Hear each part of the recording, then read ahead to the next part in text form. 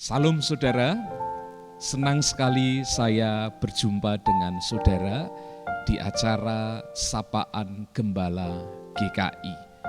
Saya Pendeta Dwi Santoso dari GKI Batu Malang menyapa saudara semua pada hari ini. Hari ini tema renungan Sapaan Gembala yang saya bawakan adalah harta yang terpendam. Diambil dari firman Tuhan, bacaan dari Injil Matius pasalnya yang ke-13 ayatnya yang ke-44. Yang demikian sabdanya. Hal kerajaan surga itu seumpama harta yang terpendam di ladang, yang ditemukan orang lalu dipendamnya lagi. Oleh sebab sukacitanya, pergilah ia menjual seluruh miliknya, lalu membeli ladang itu. Saudara, perburuan terhadap harta karun itu ibarat mencari jarum di tumpukan jerami. Namun kisah-kisah penemuan harta karun, misalnya penemuan emas kapal Spanyol di Laut Florida, atau penemuan barang-barang berharga, piring perak yang indah dan koin emas oleh petani yang ada di Inggris, membuat perburuan terhadap harta karun itu semakin marak. Bahkan akhir-akhir ini muncul istilah harta karun yang baru. Di Jawa Timur tersiar kabar, Badan Geologi mengatakan bahwa lumpur lapindo itu menurutnya mengandung harta karun. Ada unsur mineral litium yang bisa dipakai menjadi material dasar pembuatan baterai mobil listrik. Saudara-saudara, sebetulnya memang di dalamnya terpendam harta karun. Ada pabrik-pabrik yang gagal produksi. Ada perumahan-perumahan yang gagal huni, dan ada ratusan sawah petani yang gagal panen. Semuanya terpendam di sana, dan itu bukan mitos. Saudara berbicara tentang harta yang terpendam, maka hari ini salah satu perumpamaan yang disampaikan oleh Tuhan Yesus juga berkisah tentang harta yang terpendam. Menurut seorang teolog yang namanya Kistemaker, pada zaman Palestina dulu di mana banyak negara itu terlibat peperangan, maka sudah menjadi kebiasaan umum orang pada waktu itu menyembunyikan hartanya dipendam, baik di ladang ataupun di tempat-tempat yang mereka rahasiakan, supaya hartanya itu aman. Dan rupanya bukan saja karena ancaman peperangan yang menyebabkan masyarakat Palestina waktu itu menyimpan hartanya untuk dipendam, tetapi juga karena adanya bahaya kejahatan. Pencuri dapat membongkarnya, dapat mencuri harta itu, seperti yang dikatakan di dalam Matius 6 ayatnya yang ke-9. Karena itu tidak heran jika ada orang-orang tertentu yang menyimpan hartanya itu dipendam di ladangnya, dan terkadang tidak ada seorang pun yang tahu, sehingga ada kalanya rahasia terpendamnya harta yang berharga itu dibawa sampai mati oleh orang yang memendamnya itu. Itulah yang menjadi latar belakang kisah perumpamaan ini. Saudaraku yang dikasihi oleh Tuhan, di dalam perumpamaan itu dikatakan hal kerajaan Allah atau hal kerajaan surga itu seumpama harta yang terpendam. Harta yang terpendam itu ditemukan oleh si penggarap ladang. Dan ada 3 respon yang ia lakukan ketika menemukan harta yang terpendam itu. Yang pertama, ia bersukacita. Ya, bahasa orang zaman sekarang mungkin ia mendapatkan rezeki yang nomplok, mendapat durian runtuh, ketiban rezeki dan lain-lain. ia bersukacita. Dan bukan saja bersukacita, setelah ia memendam kembali harta itu, kemudian ia menjual seluruh miliknya, dan kemudian ia membeli ladang itu. Di dalam perumpamaan ini, memang tidak difokuskan untuk berbicara tentang sikap etis dari si penggarap ladang itu. Apakah ia harus memberitahukan penemuannya itu kepada si tuan pemilik ladang itu atau tidak. Tetapi fokus yang menjadi inti pengajaran di dalam kisah perumpamaan ini adalah tentang sikap atau respon seseorang ketika mendapatkan anugerah Allah yang digambarkan di dalam perumpamaan ini sebagai harta yang terpendam, dan itu adalah kerajaan surga. Saudara-saudara, karena pengajarannya seperti itu, maka kita melihat karena berharganya kerajaan surga itu yang nilainya sangat berharga, tidak bisa dibandingkan dengan hal apapun lainnya, maka kita melihat di dalam kisah perumpamaan itu ia rela kehilangan apapun yang dimilikinya untuk mendapatkan kerajaan surga. Karena itu saudara, menarik sekali sikap si penggarap itu, sebab ia mengajarkan kepada kita respon iman kita kepada setiap anugerah Tuhan yang Tuhan berikan kepada kita.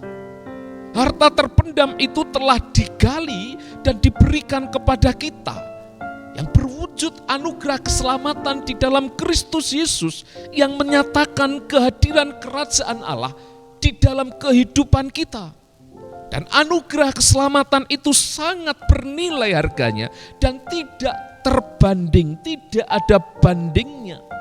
Sebab untuk menyatakan dan mewujudkan, memberikan anugerah itu kepada kita, Yesus Tuhan kita, bahkan ia rela berkorban nyawa, mati di atas kayu salib, yang di dalam pengorbanannya itu dikatakan melebihi keberhargaannya dibandingkan emas, perak atau bahkan permata sekali.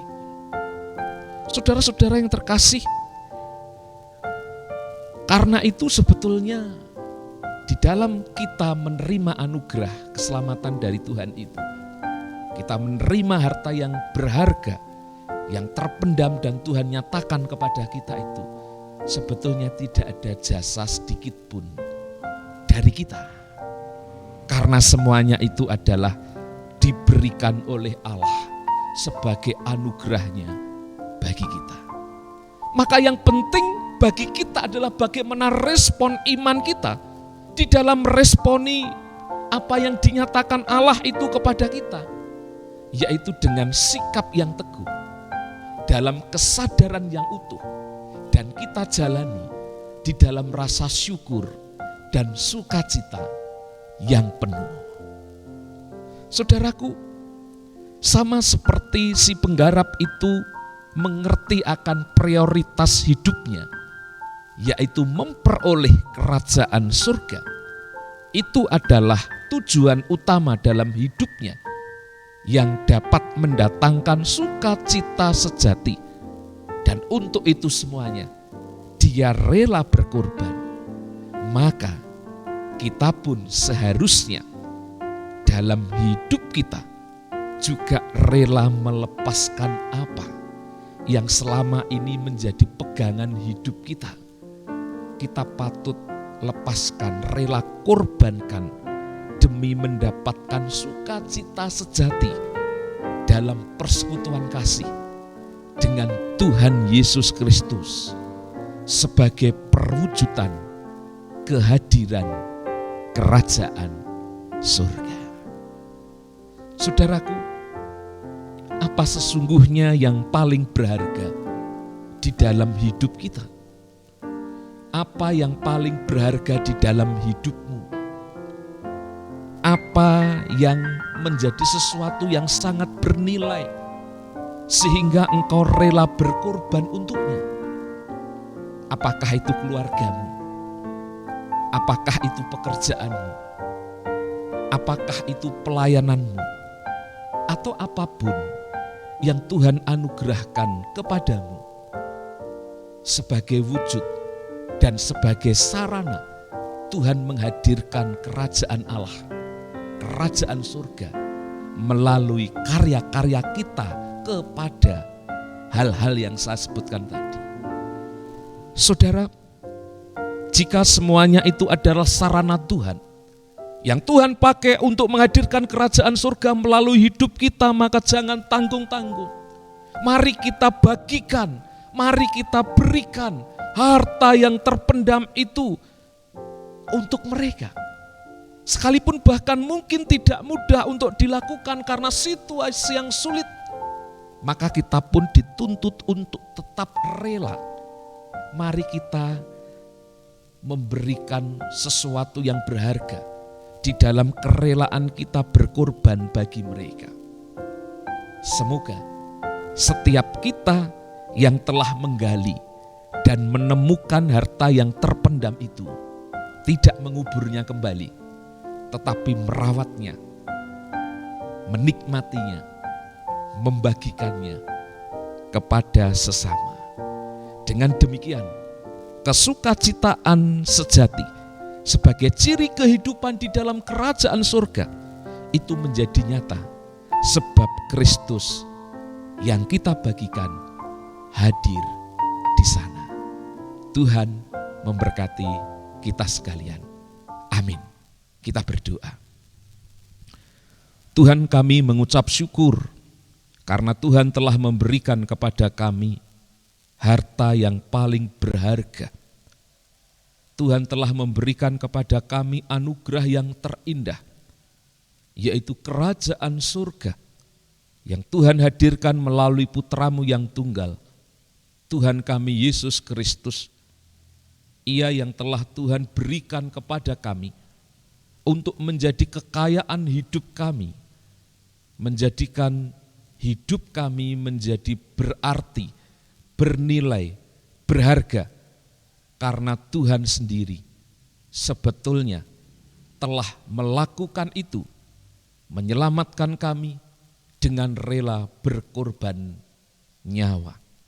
Karena itu ya Bapa, kami bersyukur untuk pemberian-Mu yang terindah itu. Dan biarlah di dalam iman kami yang teguh, di dalam kesadaran kami yang utuh, di dalam rasa syukur dan sukacita kami yang penuh, kami boleh menggenggam, kami boleh memelihara, kami boleh merawat, kami boleh menikmati, dan kami boleh membagikan harta yang berharga itu kepada orang-orang yang ada di sekitar kami. Supaya setiap kami yang menemukan dan menikmati harta yang terpendam itu, kami boleh mengalami sukacita yang sejati. Terima kasih Tuhan, kiranya Engkau memberkati setiap kami yang sudah mengikuti sapaan Gembala GKI pada hari ini. Kami berdoa bersyukur kepada Bapa di surga. Di dalam nama Tuhan Yesus kami telah berdoa. Amin. Selamat pagi Bapak Ibu, salam sehat, Tuhan memberkati kita sekalian.